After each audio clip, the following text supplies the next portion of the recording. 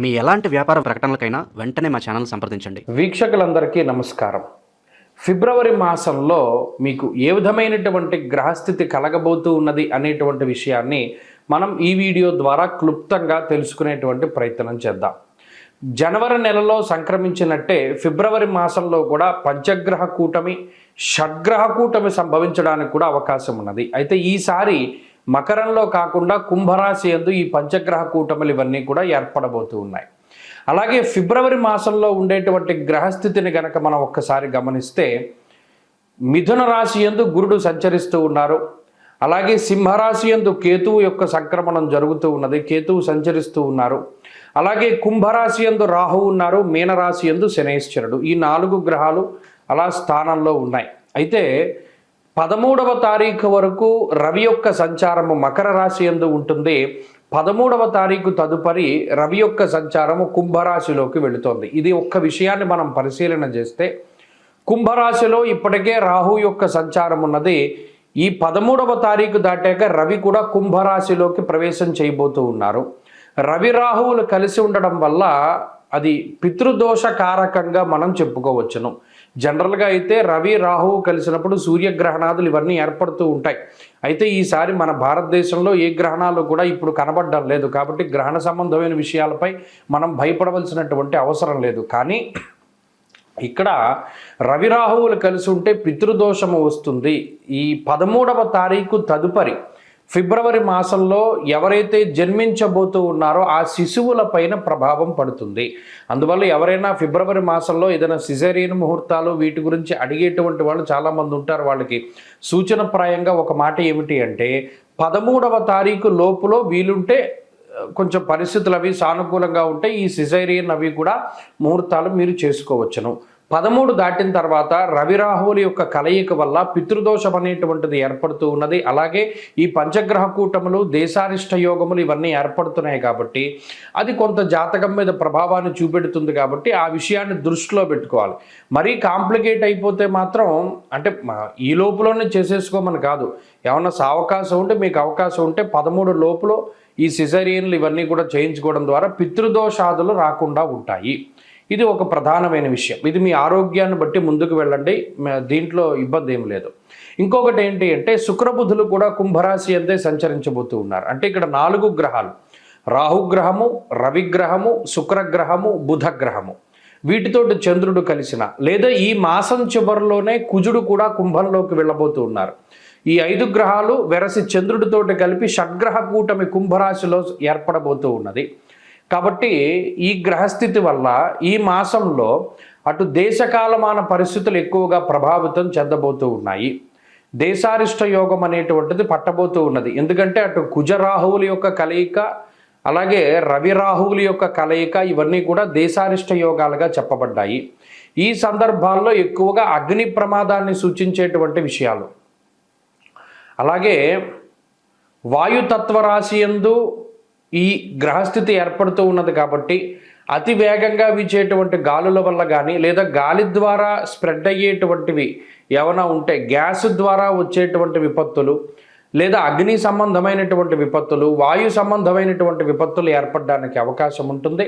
కాబట్టి ఈ మాసమందు చాలా జాగ్రత్తగా ఉండడం, ఇది దేశారిష్ట యోగం కాబట్టి చెప్పదగినటువంటి సూచన. ఇక ఈ గ్రహస్థితి ద్వారా మీ రాశి ఫలితం ఏ విధంగా ఉందో మనం ఇప్పుడు తెలుసుకుందాం. మీనరాశి వారికి ఫిబ్రవరి మాసం సాధారణమైనటువంటి మాసంగానే చెప్పవచ్చును. కారణం ఏమిటి అంటే జనవరి నెలలో లాభస్థాన స్థిత పంచగ్రహ కూటమి తాలూకు కొంత శుభ ఫలితాలని అనుభవించినటువంటి మీనరాశి వారు ఇప్పుడు వ్యయస్థానమందు పంచగ్రహ కూటమిని అనుభవించాలి. ఇది ఒకంత ఇబ్బందికరమైన విషయం. 13వ తారీఖు వరకు ఉన్నటువంటి గ్రహస్థితి చాలా అత్యద్భుతంగానే ఉంటుంది. ఇంకొక గొప్ప విషయం ఏంటి అంటే దాదాపుగా ఈ నెలంతా కూడా కుజుడు మీకు లాభస్థానంలో మిమ్మల్ని కాపాడేటువంటి స్థితిలోనే ఉంటారు. ఇది ఒక మంచి విషయం. ధైర్యం ఏకాదశగతే కుజే అన్నది శాస్త్రం. 11లో ఉన్నటువంటి కుజుడు దేన్ని ఎదుర్కోవడానికైనా చాలా సిద్ధంగా. చూడండి, ఒక యుద్ధంలో సైనికుడు ఉంటాడు, వాడు ఎవరినైనా కొట్టడానికి రెడీగా ఉంటాడు. ఆ రకంగానే ఈ కుజుడు లాభస్థానమందు దేన్నైనా ఎదుర్కొనగలిగేటువంటి సత్తాన్ని కలిగి ఉండేలా చేస్తాడు. రవి కూడా లాభస్థానంలో 13వ తారీఖు వరకు చాలా యోగ్యమైనటువంటి ఫలితాలను ఇస్తారు. అర్ధంచ స్వకులాచార, గృహలాభ, సుభోజనం అన్నీ మంచిగానే చెప్పుకుంటూ వచ్చారు. 13వ తారీఖు దాటాక రవి 12లోకి వెళ్ళిపోతారు.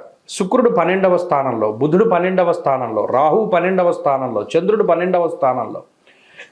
వ్యయస్థానంలోకి ఎప్పుడైతే గ్రహాలు కూడుతాయో, వ్యయస్థానం అనేటువంటిది ఒకంత ఇబ్బంది పెట్టేటువంటిది గోచారంలో. ఎందుకంటే ద్వాదశాష్టమ జన్మస్థ అన్నారు, అంటే ద్వాదశ స్థానంలో గురించే ప్రత్యేకించి ఫస్ట్ చెప్పారు. 12లో గ్రహాలు ఎక్కువ కూడకూడదు గోచారంలో. కూడితే ఏమవుతుందండి? స్వస్థాననాశనం చైవ, ఆరోగ్యాన్ని కాపాడుకోవాలి, అనవసరమైన ప్రయాణాలు చేయకూడదు, అనవసరమైన ఖర్చు పెట్టుకోకూడదు, అనవసరంగా ఉద్యోగాన్ని వదిలిపెట్టకూడదు, లేదా అనవసరంగా నిందారోపణలు చేయకూడదు, ఎవరైనా మాట్లాడుతూ ఉంటే మౌనంగా వినాలి అనేటువంటి విషయాలన్నీ మీరు జాగ్రత్తగా దృష్టిలో పెట్టుకుని వెళితే ఈ గ్రహస్థితి నుండి బయటపడతారు. 2 ఖర్చు కనబడుతూ ఉన్నది, 3 అనారోగ్యం కనబడుతూ ఉన్నది. ఈ విషయాల పట్ల జాగ్రత్తగా ఉండాలి. ఈ సందర్భంలో ఈ మాసంలో ఎక్కువ నిర్ణయాలు తీసుకోకుండా, అదృష్టాన్ని నమ్ముకుని ముందుకు వెళ్లకుండా, మీ స్వశక్తిని, మీ తెలివితేటల్ని, మీ సామర్థ్యాన్ని నమ్ముకుని ముందుకు వెళితేనే కొంచెం బాగుండేటువంటి పరిస్థితులు ఉంటాయి. ఏంటంటే ఇంత భయపెడుతున్నారని మీరు ఇక్కడ గ్రహస్థితిని మనం పరిపూర్ణంగా అంచనా వేసుకునే వెళ్ళాలి జీవితంలో. 12వ స్థానమందు గ్రహాలు ఉన్నప్పుడు మనం దేనికోసం కూడా చాలా ఫోర్స్గా ముందుకు వెళ్ళకూడదు. ఎందుకంటే ఈ గ్రహస్థితి ఎప్పుడు వెనక్కి లాగుతుంది. వెనక పెద్ద గొయ్యి ఉందనుకోండి, మీరు చూడనంత వరకు పర్వాలా, ఒక్కసారి చూసిన తర్వాత మీరు ఎదరగడి ఉంచుని తిరిగి చూస్తే భయం వేస్తూ ఉంటుంది. మనం పడిపోతామేమో, ఆ భయమే మనల్ని పడేస్తుంది. కాబట్టి గ్రహస్థితి తెలుసుకోవడం చాలా ముఖ్యం. మనకి టైం బాగాలేదు, జాగ్రత్తగా ముందుకు వెళ్ళాలి. ముందు నిద్ర తీసేస్తుంది, సరిగా నిద్ర పట్టదు. ఎందుకు నిద్ర పట్టదు? అయితే సమస్యల వల్ల పట్టదు, లేదా ఆరోగ్యం బాగా లేకపోతే పట్టదు. ఇలా సమస్యలు, అనారోగ్యము ఈ రెండింటిని కలిగిస్తుంది. 12లో ఉండేటువంటి శుక్రుడు, బుధుడు ధన వ్యయాన్ని కలగజేస్తారు. చూస్తుండగా డబ్బు ఖర్చు పెట్టించాడు. ఈ మాసం చివరిలో కుజుడు కూడా 12లోకి వెళ్ళిపోతారు. 12లోకి వెళ్ళిపోతే మరి అదోకి ఇబ్బంది, స్థాన చలనము ఇక్కడ వస్తుంది సమస్య.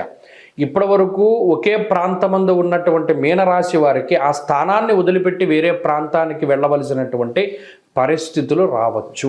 ఇది ఒక విషయాన్ని దృష్టిలో పెట్టుకోవాలి. కాబట్టి అక్కడ స్థాన మార్పుకి సంబంధించినటువంటి విషయాలు కనబడుతూ ఉన్నాయి. దైవికంగా దీన్ని ఎలా దాటాలి? గణపతి యొక్క ఆరాధన చాలా గొప్పది.